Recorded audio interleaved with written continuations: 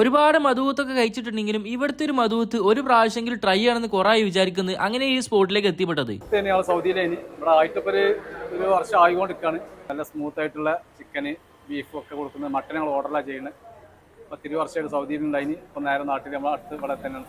ഇവിടെ എത്തിക്കഴിഞ്ഞാൽ ആദ്യം തന്നെ കാണല് ഒരുപാട് കുക്കർ ഇങ്ങനെ വിസിലടിക്കുന്നത് കേട്ടോ. ഇനിയിപ്പോ നിങ്ങൾ രാത്രി 12 മണിക്ക് പോയാലും ഇവിടെ ഈ ഒരു മധുവത്ത് ഇവിടെ ഉണ്ടാവും. ചൂടോടെ വരുന്ന ഈ ഒരു മധുവത്ത് 3 ടൈപ്പിലുള്ളത്. ചിക്കനിലുണ്ട്, മട്ടനിലുണ്ട്, ബീഫിലുണ്ട്. മട്ടനിലൊക്കെ കാണുന്നുണ്ടെങ്കിൽ ഓർഡർ അനുസരിച്ചാട്ടോ മട്ടൻ ഉണ്ടാക്കി കൊടുക്കുന്നത്. പക്ഷെ ചിക്കനും ബീഫും എപ്പം പോയി കഴിഞ്ഞാൽ ചിക്കനും ബീഫും അവിടെ റെഡിയാണ്. ഈ ഒരു ചിക്കനൊക്കെ നോക്കുന്ന സമയത്ത് അത്യാവശ്യം നല്ല സോഫ്റ്റ് ആയിട്ടുള്ള ജ്യൂസി ആയിട്ടുള്ള ചിക്കൻ ആട്ടോ. ഇപ്പൊ റൈസ് നോക്കുകയാണെങ്കിൽ അതും ജ്യൂസ് തന്നെയാണ്. ഒരുപാട് മധുവത്ത് കഴിച്ചിട്ടുണ്ടെങ്കിലും ഇവിടുത്തെ ഒരു മധുവത്ത് എനിക്ക് നല്ല രീതിയിൽ ഇഷ്ടപ്പെട്ടു കേട്ടോ.